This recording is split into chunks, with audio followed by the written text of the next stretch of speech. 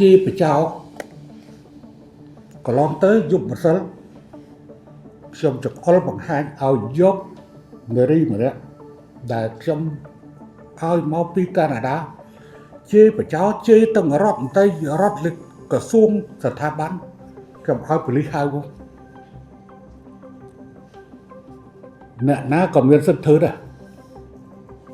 ព្រោះនេះមិនមែនជាចំនួនបុគ្គលណាទេតែវាប៉ះពាល់សិលធម៌សង្គមប៉ះពាល់សង្គមខ្ញុំឲ្យហៅទាំងប្រពន្ធហៅទាំងប្តីមកប៉ុស្តិ៍ប៉ូលីសធ្វើការសុំទោសរួចហើយគឺបានឲ្យខ្ញុំសុំចាត់ពីនេះទៅក្រុមប្រឹក្សាជាតិកម្ពុជាដើម្បីស្ដីពិសេសគឺក្រសួងកិច្ចការនារីត្រូវតែធ្វើជាដើមបណ្ដឹងនៅពេលណាដែលមានការប៉ះពាល់ទោះបីជេរចំពោះបុគ្គលក៏ដោយប៉ុន្តែអ្នកឯងជេររបៀបនេះគឺមិនអាចអត់ឲ្យបានទេហេតុអីបានទៀមព្រមធ្វើនិយាយពីប្រើពាក្យថាវាអាក្រក់ពេកទៅណាអាក្រក់រហូតដល់ខ្ញុំចង្អុលបង្ហាញហៅទូរស័ព្ទហៅពលឹកហៅតរកូនរួចហើយប្រាប់ទៅស្នងការនគរបាលហៅមកធ្វើកំណត់ហេតុចាប់ពីពេលនេះទៅខ្ញុំមិនដាក់បញ្ជាទេក៏ប៉ុន្តែត្រូវសុំគោលការណ៍ពីនាយករដ្ឋមន្ត្រីត្រូវសុំគោលការណ៍ពីប្រធានស្ថាប័នមានសិទ្ធិធ្វើហើយឲ្យប៉ូលីសអញ្ជើញមកធ្វើកំណត់ហេតុឬហៅចូលមកស្ថាប័នបើមិនហៅគឺឲ្យប៉ូលីសទៅតាមយកសិលធម៌សង្គមមួយធ្លាក់ដល់ប៉ុណ្ណាថ្នាក់ជេរបចោគេ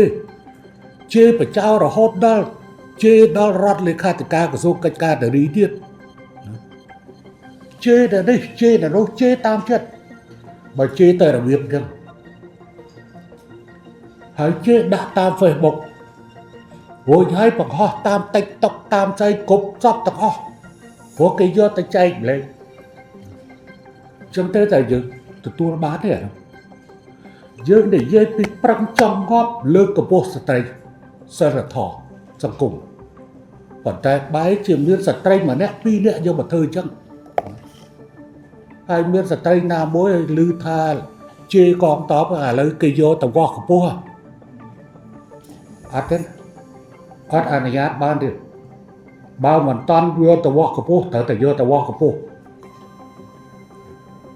រឿងអីគ្រាន់តែរឿងទូរស័ព្ទទៅជេរកងតបប៉ុន្តែឮថាគេយកទៅវាស់កម្ពស់ហើយយកទៅវាស់កម្ពស់มันអាចបង្កើនកតាយបានទេហេតុអីបានស្ត្រីហាក់ដូចជាការប្រមាថកុំថាឡើយគាត់ជាកងទ័ពសូម្បីតែគាត់ជាអ្នកកម្មករសំណង់ម្នាក់ក៏មិនត្រូវជេរប្រមាថគាត់របៀបនេះដែរជេរប្រមាថគាត់មិននេះដែរมันអាចទេហើយខ្លួនជាស្ត្រីអញ្ចឹងទេពីថ្ងៃទៅហើយសូមឲ្យក្រសួងព័ត៌មានមើលឲ្យច្បាស់តាមបញ្ចប់ពេលខ្លះខ្ញុំសូមជម្រាបយើងធូររលុងខ្លាំងណាស់បើនិយាយពីក្រុមសិលធម៌នៃ Facebook ក្រុមសិលធម៌នៃ TikTok ក្រុមសិលធម៌នៃ AI គេខ្លាំងជាងយើងទៀតណាគេខ្លាំងជាងយើងទៀតហេតុអីបានជាយើងជាស្ថាប័នរដ្ឋមួយយើងមិនអាចធ្វើបានថាគេរើរាំងឥឡូវបើចង់រើរាំងសិទ្ធទៅបន្ទោស Facebook ទៅបន្ទោស TikTok ទៅបន្ទោស AI ទៅ AI តឹងរឹងគ្រាន់តែខ្ញុំប្រាប់ AI ថាសុំឲ្យធ្វើព្រោះខ្ញុំមានរូបមួយទឹកស្រាវជ្រាវឃើញទស្សនកិច្ចនៅជប៉ុននៅប្រទេសជប៉ុនឆ្នាំ2007ពេលនោះស្វក់ខ្ញុំស្កើមិនមែនសដល់ឥឡូវទេ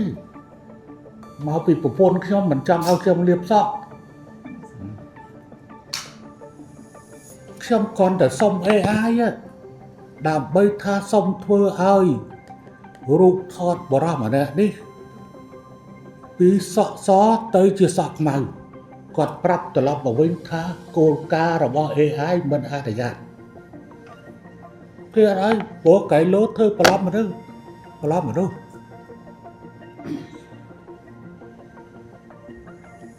ខ្ញុំបានប្រាប់ AI ឲ្យធ្វើរូបរវាងខ្ញុំនិងប្រពន្ធខ្ញុំសុំ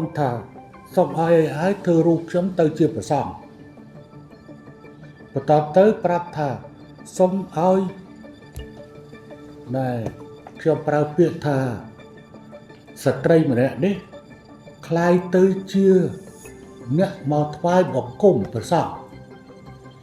ក្រែ AI ក្រាបបញ្ចប់យ៉ាងម៉េចស្រាប់តែចេញមកពមានថាសិលធម៌របស់កម្ពុជានៅកម្ពុជាគឺហាមឃាត់ស្ត្រីនិងបុរសមិនឲ្យជួបគ្នាមិនឲ្យចាប់ដៃគ្នាប៉ះពាល់ក៏មានគោលការណ៍របស់គេ